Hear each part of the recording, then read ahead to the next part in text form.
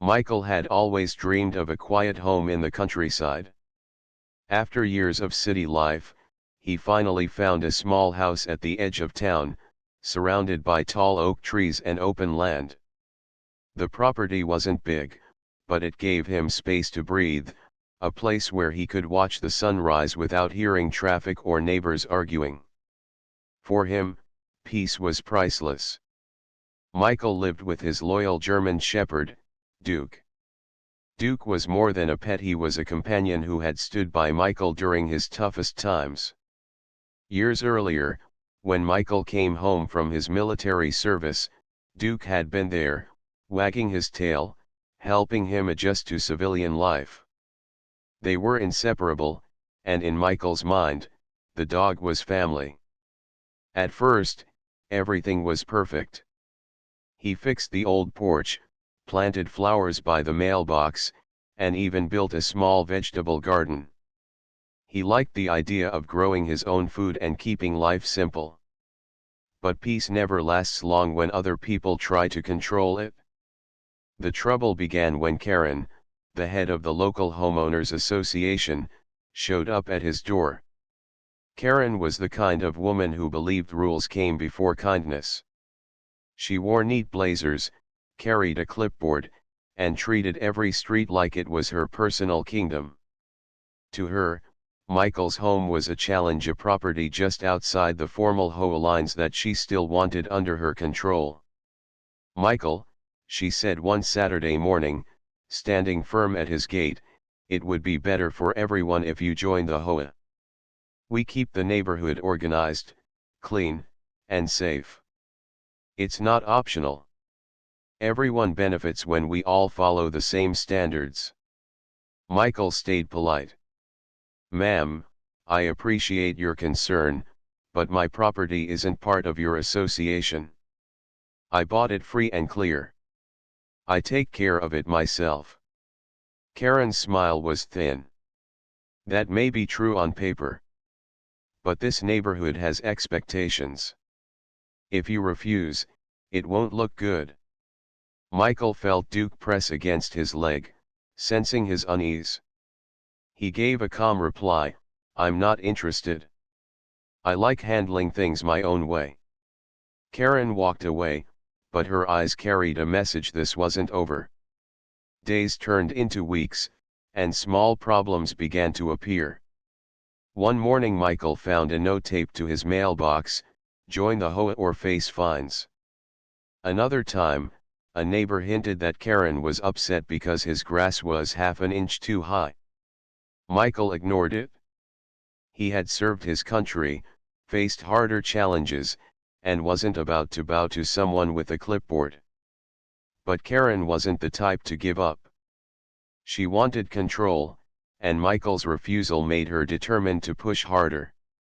One hot afternoon, Michael was fixing a loose board on the fence when he heard tires crunching against gravel. A police cruiser pulled up in front of his property. Two officers stepped out, adjusting their sunglasses as they approached. "Afternoon, sir," one of them said. "We had a call from the HOA about some unresolved issues. They're requesting you join the association. It's apparently mandatory for this area." Michael wiped sweat from his brow, standing tall but calm. "Officers, with respect, this property isn't part of their association. I checked before buying it. I'm not under their rules." The taller officer shifted uncomfortably. "We just respond to calls." The lady Karen sounded pretty insistent. "Said you were refusing to cooperate." Behind Michael, Duke let out a low growl, protective but controlled. Michael rested a hand on the dog's head. "Gentle, boy," he whispered. Then, turning back to the officers, he spoke firmly. "I've done nothing wrong. There's no law that forces me into their group. This is harassment." The younger officer glanced at Duke, then back at Michael. "We're not here to start trouble. Just making sure everything's peaceful." Michael gave a slow nod. It's peaceful as long as folks let it stay that way. The officers left without pressing further, but Michael knew what this meant. Karen had crossed another line. She wasn't just sending letters now, she was using the police to pressure him. That night, sitting on his porch with Duke by his side, Michael felt a mix of frustration and sadness. He had chosen this place for peace, not battles. Yet somehow, a war was forming at his doorstep. He thought of his late father, who always told him, a man's home is his castle. Protect it with calm strength, not anger. Michael intended to follow that advice, but it was becoming harder each day. The next morning, Karen returned, walking straight up his driveway with her clipboard. She didn't knock, she simply stood there, waiting for him to come out.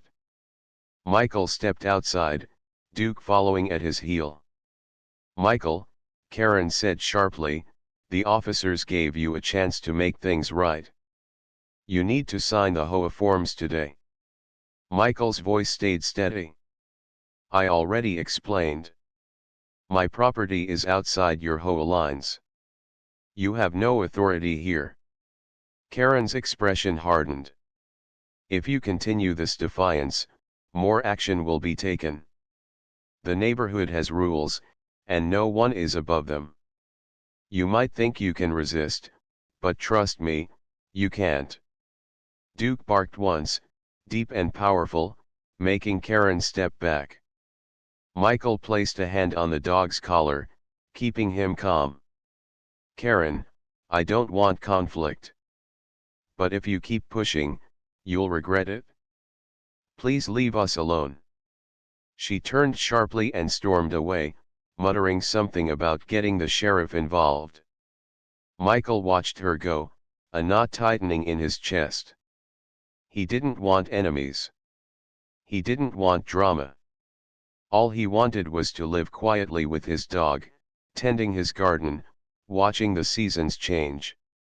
But it seemed Karen had other plans. That evening, as the sun dipped low and painted the sky orange, Michael sat on the porch again. Duke rested at his feet, ears perked, alert to every sound. Michael held his old hunting rifle across his lap, not as a threat, but as a reminder of his right to protect what was his. Somewhere in the distance, he heard the faint hum of cars and voices. The neighborhood wasn't done with him. And deep down, he knew the real test of his resolve hadn't even started yet. Michael took a slow breath, looking at the horizon. "We'll be ready, boy," he whispered to Duke. "Whatever comes, we'll be ready." The next few days were heavy with silence. Michael tried to keep himself busy with work around the house. He fixed a leaky pipe, cleaned out the shed, and watered the garden. But no matter what he did, the weight of Karen's threat stayed on his mind. Every time Duke barked at the sound of footsteps or a car slowing down near the driveway, Michael felt his stomach tighten. He wanted to believe it was just ordinary life going on outside his fence, but he knew better. Karen wasn't done, not after her last words. On Wednesday afternoon, Michael was repairing the roof shingles when he saw a familiar black SUV rolling down the road. Unlike Karen's neat little sedan, this car carried more authority. A badge was painted on the side, Sheriff's Department. The SUV stopped in front of Michael's gate. The door opened, and a tall man stepped out. His tan uniform was neat but worn, his boots carrying dust from long hours on duty. His face was steady, marked with lines that spoke of patience and years of listening to people's problems. "Afternoon," the man called out. "You must be Michael." Michael climbed down the ladder, Duke bounding beside him. "That's me," he said calmly. The sheriff extended his hand. "Name's Sheriff Roberts. Mind if we talk a minute?" Michael shook his hand firmly. "Of course. What's this about? The sheriff glanced around the yard, noticing the well-kept garden, the tidy porch, the clean fence line. Nothing looked out of place. Then he looked back at Michael with a small nod. I've been getting calls from Karen, head of the HOA. Says you're refusing to follow rules, causing problems. She's pretty insistent about it. Sent officers here the other day, didn't she? Michael let out a quiet sigh. Yes, sir. They came. But as I told them, this property isn't part of her HOA. I checked before I bought it. I don't owe them dues, and I don't answer to their board. Sheriff Roberts folded his arms. That's what I thought. I looked into the county records myself this morning. You're right. Your property sits just outside the HOA boundary. Legally, you're not tied to them. Michael felt some of the pressure in his chest ease, but he stayed cautious. Then why are we even having this conversation? The sheriff gave a small smile. Because Karen doesn't like the word no. She called me directly this time. Said you were threatening, had a dangerous dog, and even mentioned a rifle. I figured I'd come see for myself before rumors start running wild. Michael glanced down at Duke, who sat calmly at his side, tail thumping once against the dirt. Duke's not dangerous unless someone tries to hurt me. And the rifle? It's an old hunting piece. I keep it here on my land, never pointed at anyone. The sheriff studied him quietly for a moment. Then he nodded. That's what I thought I'd find. Look, Michael, I've dealt with folks like Karen for years. She believes rules should bend to her will. You're not the first person she's tried to strong-arm, but you might be the first to stand your ground. Michael gave a small, tired laugh. I moved here for peace, not a fight. But it feels like I'm standing in the middle of one anyway. Roberts's eyes softened. You're not wrong. Sometimes the hardest fight is simply keeping your ground without losing your calm. I'll have a word with Karen, make sure she knows the law's not on her side. But I can't promise she'll stop. People like her don't like being told no. Michael nodded slowly. I figured as much. I'll handle it, Sheriff. I just don't want this turning ugly. The sheriff gave Duke a gentle pat on the head before stepping back. You've got a good dog here. Keep him close. And remember, you've got rights. Don't let anyone scare you out of them. With that, Roberts climbed back into his SUV and drove away, leaving Michael standing in the quiet with Duke. For the first time in weeks, Michael felt a flicker of reassurance. The law was on his side. The sheriff had confirmed it. But deep down, he also knew Karen wouldn't accept defeat so easily.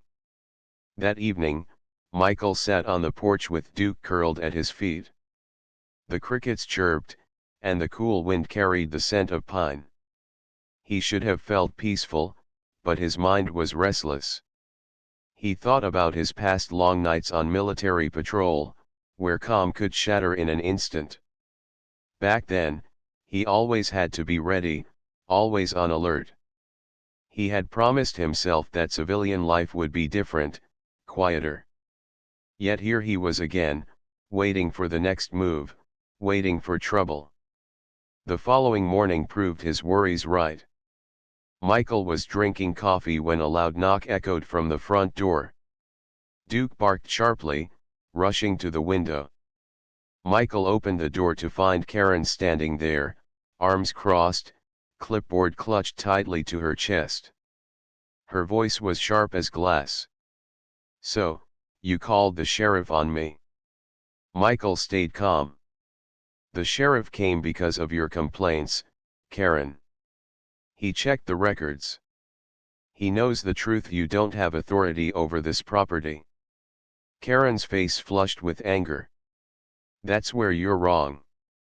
Maybe the sheriff thinks you're clever, but you can't stay outside forever. This is a community. And communities work when everyone falls in line. You're setting a bad example. Michael's jaw tightened, but his voice remained even. A bad example is forcing people into something they never agreed to. I'm not signing your papers. Karen's eyes narrowed. You're going to regret this. The neighborhood doesn't take kindly to rebels. People talk, Michael. People watch. You won't like what comes next. Duke barked again, making Karen take a cautious step back. Michael leaned down, resting a hand on the dog's neck. You've already pushed too far, Karen. If you really cared about this community, you'd respect your neighbors instead of threatening them. For a moment, Karen looked ready to snap back, but instead she turned on her heel and stormed down the driveway.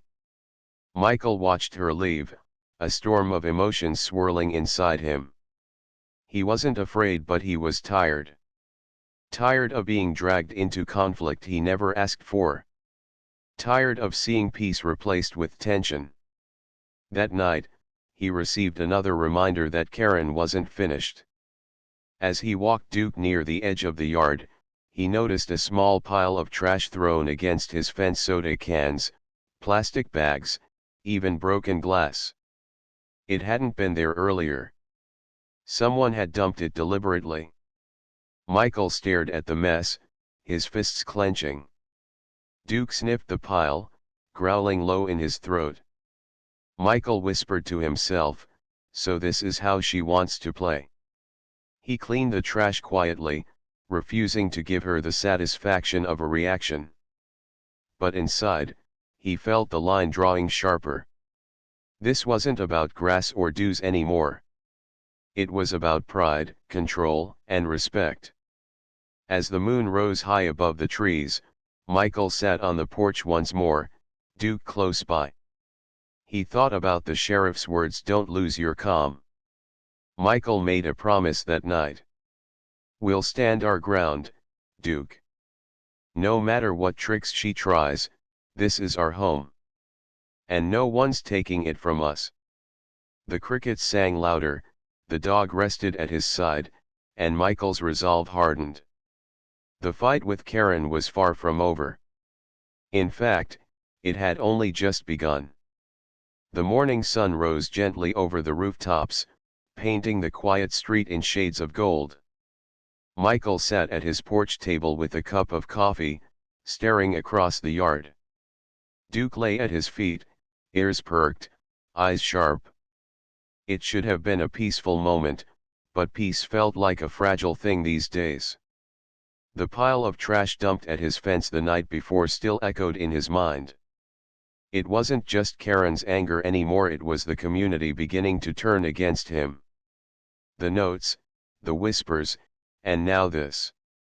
Michael took a slow sip of coffee and reminded himself of Sheriff Robert's words, "Don't lose your calm." Later that morning, as he was checking the garden, a neighbor walked up the road. It was Robert, a retired teacher who lived 3 houses down. He was known for being kind, always waving hello, but today his face carried unease. "Morning, Michael," Robert said softly. "Morning," Michael replied, standing up and brushing dirt from his hands. "Everything all right?" Robert glanced around before stepping closer. "I don't like what's happening. Karen's been talking at the HOA meetings. She's telling people you're dangerous, that your dog is aggressive, that you keep weapons out in the open. She says you're refusing to be a good neighbor." Michael frowned. "That's not true, and she knows it." Robert sighed. "Truth doesn't matter much when people only hear her side. She's convincing some folks that you're a threat. Others don't believe it, but they're too quiet to speak up. They don't want trouble with her." Michael looked out at the street, where curtains shifted slightly in nearby windows. He could almost feel the eyes on him. "Thanks for telling me, Robert," Michael said quietly. Robert gave a sympathetic nod. "For what it's worth, I think you're a good man. I see how you care for your place. Don't let her wear you down." Then he walked back down the road, leaving Michael alone with his thoughts.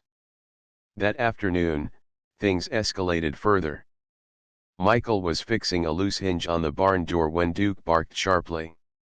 Looking up, Michael saw a small group gathered at the end of his driveway. It wasn't just Karen this time. 3 other neighbors stood beside her, nodding and whispering as she spoke. Karen's voice rang out, clear and sharp. "This man refuses to join the HOA. He refuses to follow the community's rules. And now he's turning our neighborhood into a place of division." The neighbors murmured, some nodding along, others avoiding Michael's eyes. Michael straightened his back, walking slowly toward the gate. Duke followed close, his growl deep but controlled. "Karen," Michael said evenly, "I've told you before, I'm not under your HOA. My property is separate. I take care of it myself. I've done nothing against this community." Karen's eyes flashed. "That's what you keep saying. But people are tired of your arrogance. We all follow the rules. Why should you be the exception?" Michael's voice stayed calm. "Because I never agreed to your rules. That doesn't make me a bad neighbor, it makes me an independent one." One of the neighbors, Jennifer, spoke up timidly. "Maybe we should just let him be. His yard looks fine, his dog isn't causing trouble." Karen cut her off sharply. "That's not the point. This is about order, about respect for the community. If we let him ignore the HOA, what happens next? Others might start breaking rules too." Michael looked at the small group, his voice carrying steady strength. "Respect isn't forced. It's earned. I've respected every one of you by minding my own business, keeping my home clean, and staying peaceful. What Karen is doing isn't about the community, it's about control." The group grew silent.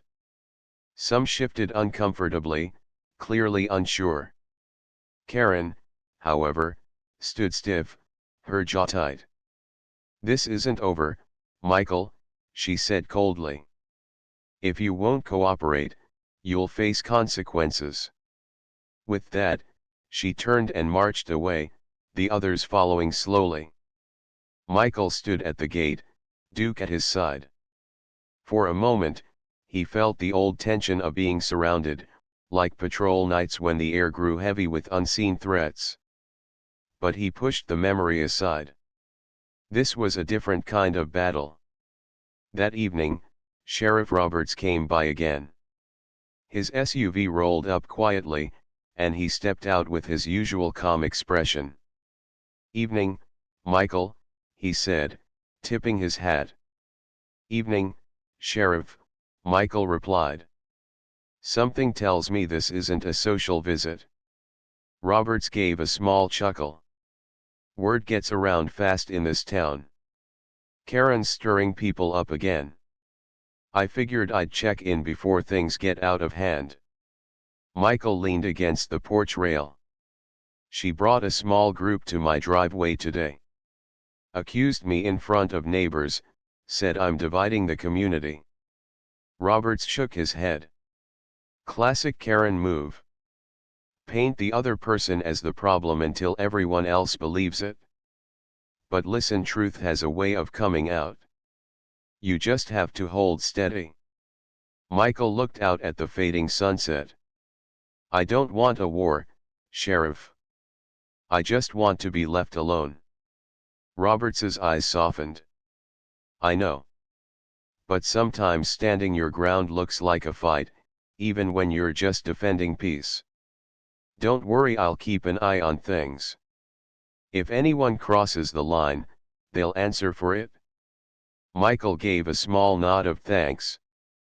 Before leaving, Roberts added, "and don't forget you've got more allies than you think." Not everyone agrees with Karen. Some are just too quiet to speak up. But when the time comes, you'll see who really stands with you. The sheriff's words lingered long after his SUV disappeared down the road. The following days brought small signs of both division and quiet support. One morning, Michael found fresh flowers placed neatly on his porch steps. No note, just a silent gesture of kindness. Another evening, Jennifer waved warmly from across the street, her smile carrying encouragement. But at the same time, Michael noticed cold stares from others, and once, a car slowed near his fence just to honk loudly, startling Duke. The neighborhood was splitting. Some were siding with Karen, while others stayed silent or quietly offered support. Michael knew things couldn't stay balanced like this forever. One night, as Michael sat on the porch, Duke suddenly barked furiously. Michael grabbed a flashlight and rushed to the yard. His beam landed on a shadow slipping away near the fence. When he reached the spot, he found eggs smashed against the wood, dripping down like a crude warning. Michael's jaw clenched. He knew Karen wouldn't have done this herself, but it had her fingerprints all over it, her influence, her whispers, her push to turn the community against him. He cleaned the mess silently, Duke pacing at his side, restless and alert. Afterward, Michael sat in the quiet darkness, staring out at the night. His father's old words returned again, "A man's home is his castle. Protect it with calm strength." He whispered to Duke, "We'll hold steady, boy. We won't give her what she wants." But deep inside, he also knew something important: Karen wasn't finished. The more he resisted, the harder she would push. And when that moment came, he would have to be ready, not just with calm words, but with unshakable resolve. The battle over his home was no longer just about an HOA. It had become a test of patience, strength, and truth. And Michael knew the real storm was still building. The next week began with an uneasy calm. The air in the neighborhood was thick, as if people were waiting for the next step in the growing conflict. Some neighbors avoided Michael's eyes when he walked Duke past their homes. Others gave him small nods of respect.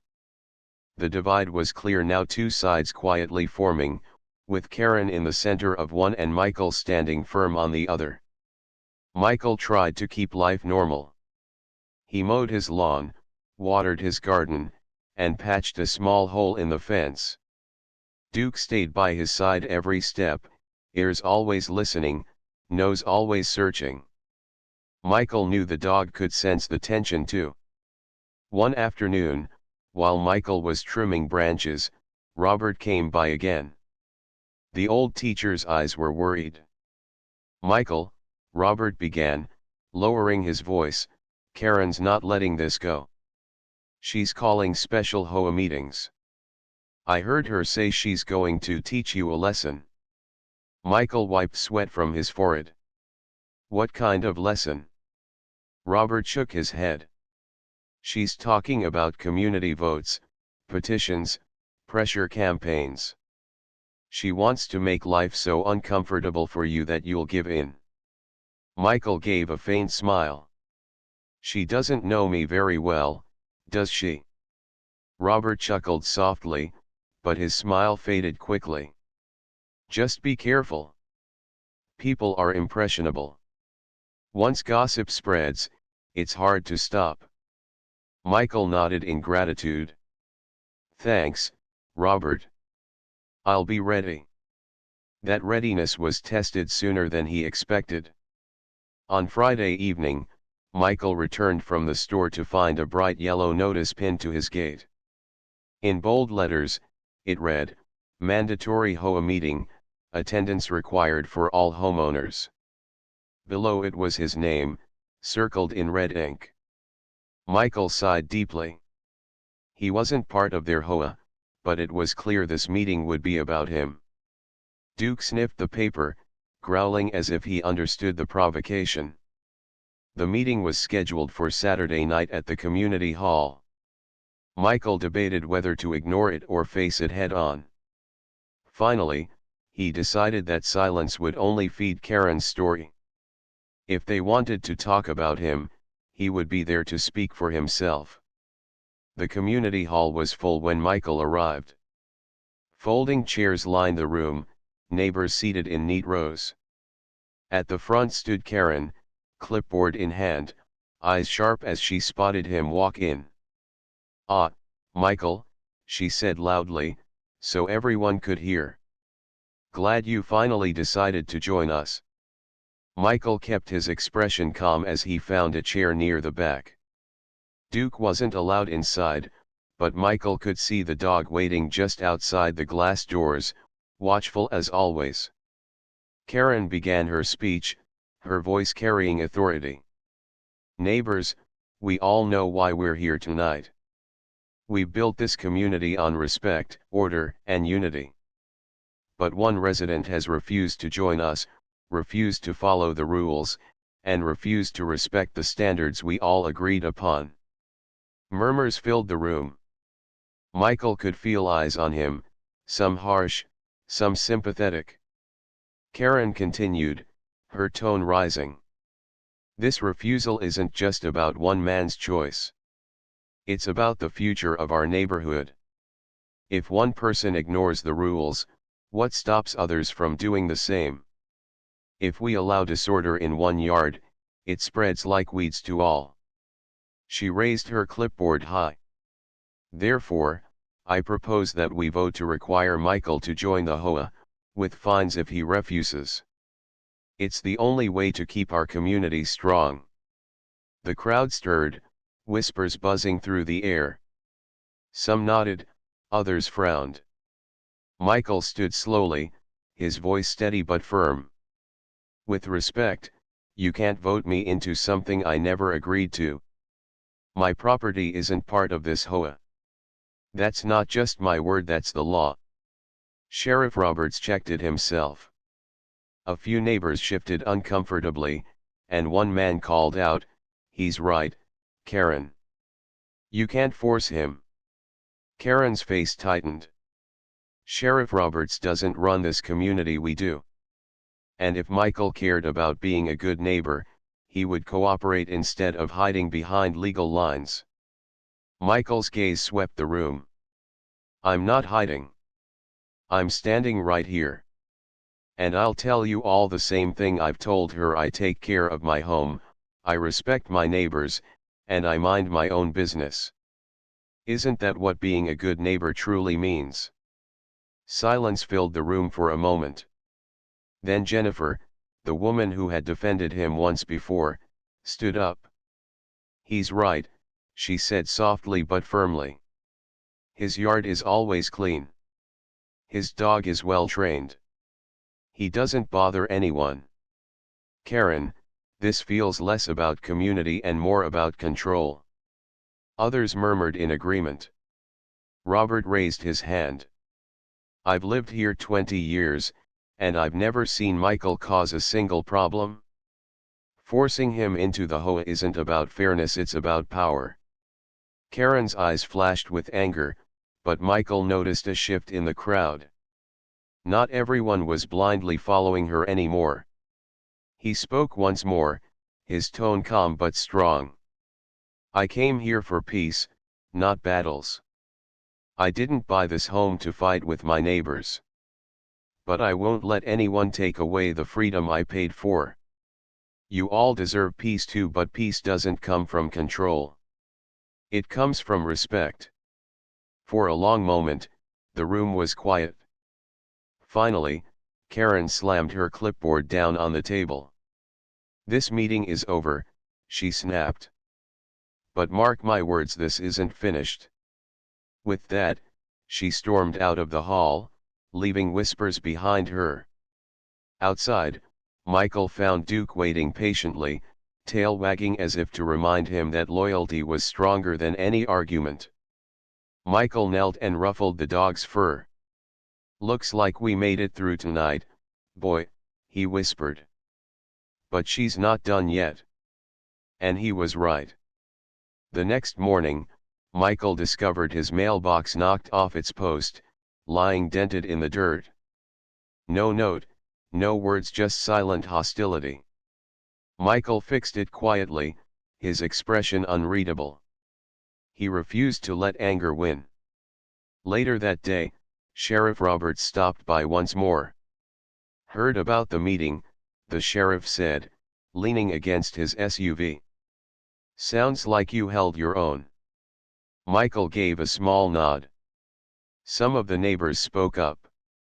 "Not all, but enough." Roberts smiled faintly. "That's how it starts. Truth doesn't need everyone to shout, it just needs a few voices willing to stand." Michael exhaled slowly. "I just hope it's enough to stop her." Roberts's eyes hardened slightly. "Karen's not the type to stop. She's wounded now, and people like her push harder when they feel cornered. Be ready." Michael looked out at his yard, Duke standing alert by the porch. He knew the sheriff was right. Karen had lost ground, but that only meant she would come back stronger. As the sun dipped low, Michael sat quietly on his porch. The wind rustled the trees, and Duke rested beside him, steady and loyal. The line had been drawn deeper. Neighbors were beginning to choose sides openly. Karen was more determined than ever. And Michael, though weary, felt his resolve grow stronger. "This is our home," he whispered to Duke. "And no matter what's coming, we'll stand firm." The crickets began their night song, carrying the weight of his promise into the dark. The storm hadn't broken yet, but everyone could feel it in the air. And when it came, Michael would be ready. The days after the community hall meeting were tense. Some neighbors waved at Michael more openly now, while others gave him cold looks. Karen's anger had been clear that night, and Michael knew she was planning something more. Life went on as usual. Michael worked on his garden, repaired the shed roof, and took Duke for walks. But behind every chore was the quiet sense of waiting, like a soldier watching the horizon for signs of movement. Duke felt it too. The German shepherd never strayed far from Michael's side, and his ears perked at the smallest sound. He slept near the front door, ready to defend if needed. Michael kept reminding himself of his father's words, "Protect your home with calm strength." He held on to that, even as the air grew heavier each day. The breaking point came one quiet Saturday afternoon. Michael was repairing a section of fence when Duke barked sharply. Looking up, Michael saw two police cars pulling into his driveway. Doors opened, and 4 officers stepped out. Behind them, Karen's silver sedan parked on the side of the road. She got out, clutching her clipboard like a shield. Michael stood tall, his hands steady, as Duke growled low. One of the officers spoke first. "Sir, we've had complaints. The HOA claims you're violating community rules. They've asked us to enforce compliance." Michael's voice was calm. "Officers, with respect, my property is not part of their HOA." Sheriff Roberts confirmed that. "I've broken no law." Karen cut in sharply, pointing at Michael. "He's lying. He's dangerous.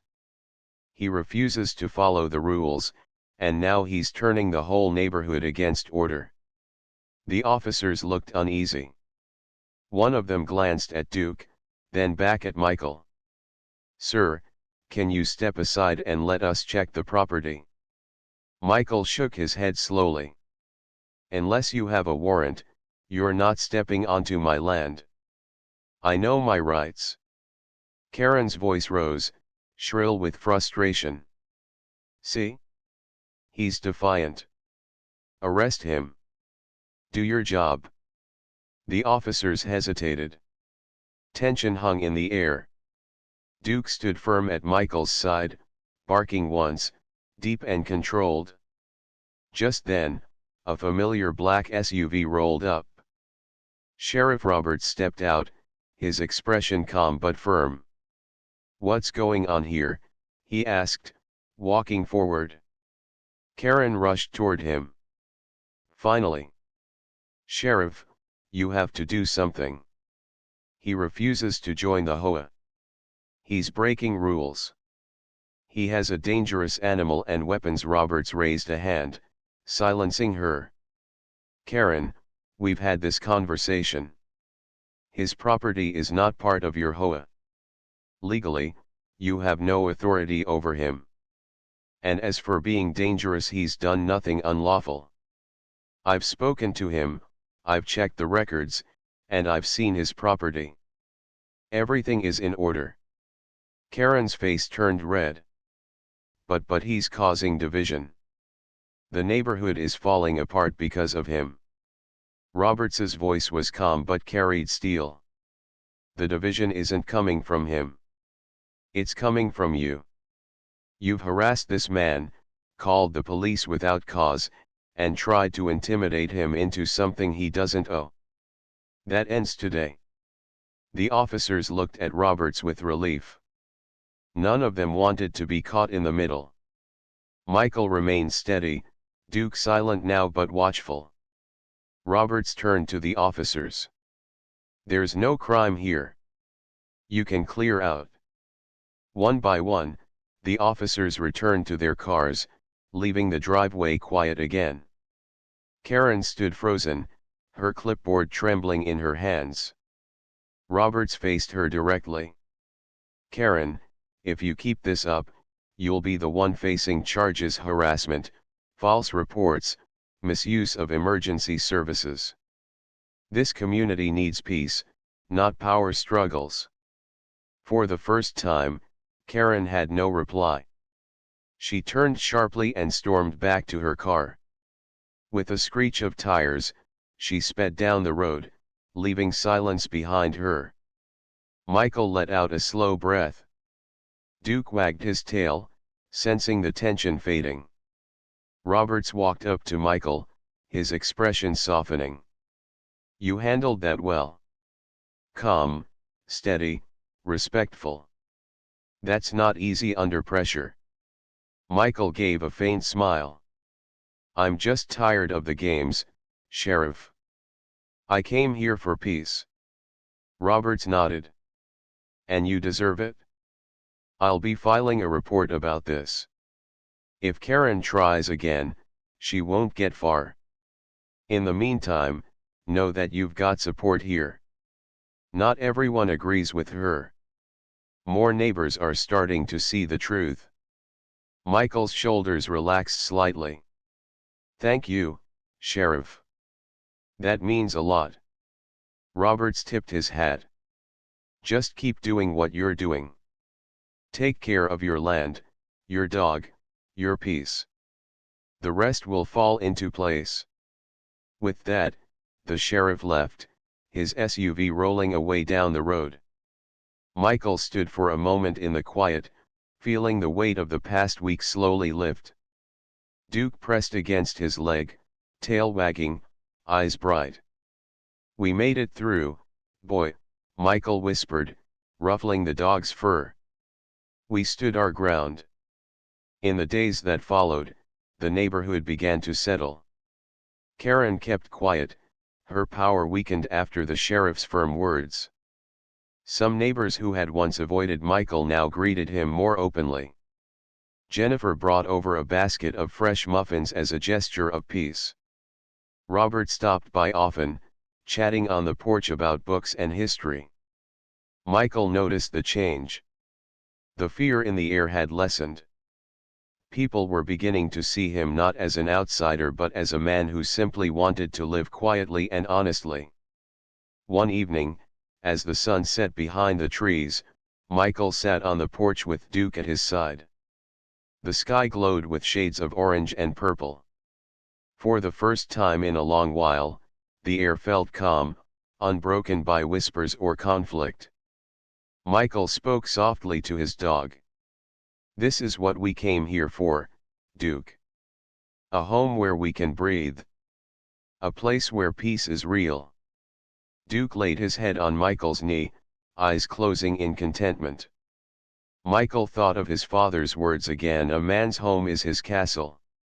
He finally understood the full meaning.